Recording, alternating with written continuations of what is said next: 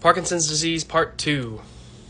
So I mentioned that there are other motor signs and non-motor signs, and so that's what I want to talk about in this video. So other motor signs include freezing of gait, which can be triggered by thresholds or turns. There could be other things, tight spaces.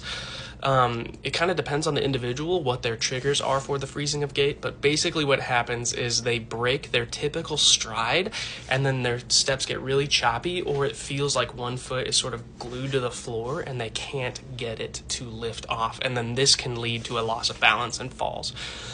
Forward flex posture is another very common one. Incoordination of fine and gross motor skills.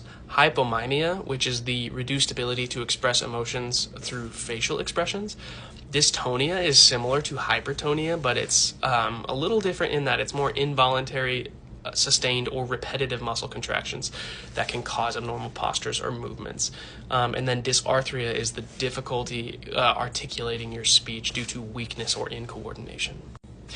And now the non-motor signs. So these signs may actually precede the motor signs by years, and the most common premotor signs are loss of smell, difficulty sleeping, mood disorders, dysautonomia, which is when your autonomic nervous system is not firing appropriately, and in particular with patients with Parkinson's disease, this can be most presentative as orthostatic hypotension, meaning when they go from lying to sitting or sitting to standing, their blood pressure drops because of the increased pull of gravity down toward their feet, and that can lead to things like lightheadedness and fainting.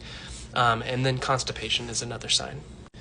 Other non-motor signs can include depression, dysphagia, which is difficulty swallowing, hypophonia, which is when they get a soft or very quiet voice, fatigue, and you can imagine that if a person's muscles are constantly contracting because of that hypertonia, then they're burning through a lot of the energy that muscles have to use to fire, and so that can lead to muscle fatigue and just overall physical fatigue.